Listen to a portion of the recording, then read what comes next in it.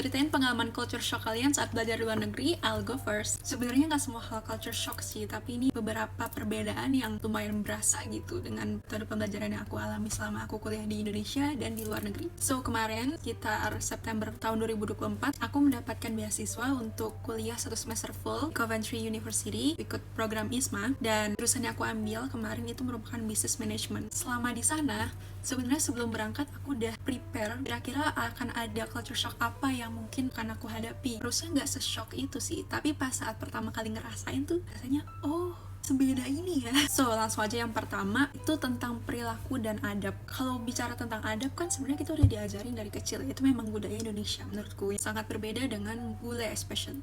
Nah pada saat itu aku kelas cukup culture shock banget, bukan cukup lagi. Selama pembelajaran di sana murid-muridnya beneran sebebas itu, mulai dari perilaku. Ada yang misalnya dosen sedang mengajarkan kakinya sambil diangkat gitu ke kursi. Ada juga yang halnya pakai baju hanya pakai tank top. Kalau kita di Indonesia kan itu ada standarnya lah ya, kayak misalnya baju sopan, kayak kemeja. Nah itu ternyata sangat berbeda di sana. Terus kalau misalnya lagi berinteraksi dengan dosen, beda banget caranya dengan kita di Indonesia. Biasanya kalau di Indonesia itu kan masih ada terasa gap.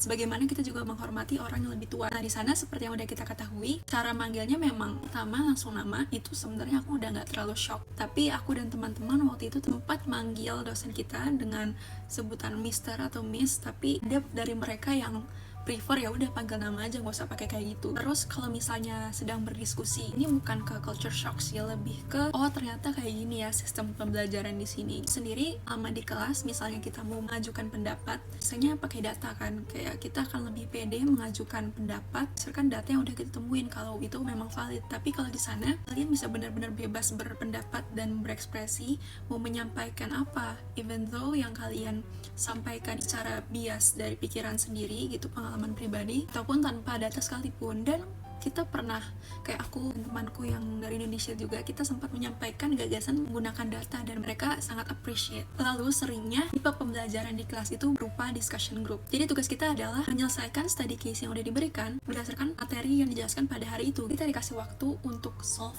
study case-nya, lalu kita diskusi dengan teman sekelompok kita mau ambil metode yang mana dari materi yang telah dijelaskan.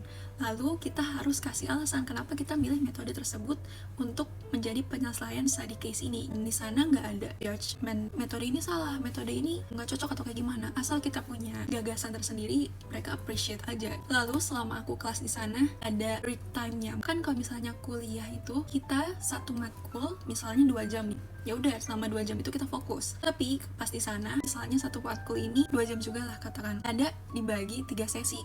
Sesi pertama itu memberikan materi ajaran untuk hari itu. Lalu kita diberikan waktu sekitar 15 menit itu free time. Aku awalnya dan teman-temanku kaget, oh ada waktu istirahat ya, padahal kita baru terima materi ini gak lama. Tapi mereka sangat concern tentang waktu istirahat murid. Dan setelah 15 menit istirahat, lanjutlah kita menyelesaikan jam kelas untuk penyelesaian study case yang tadi aku jelasin. Tapi pengalaman itu ya sangat berkesan untuk aku dan teman-teman. Kalau kalian gimana ceritanya?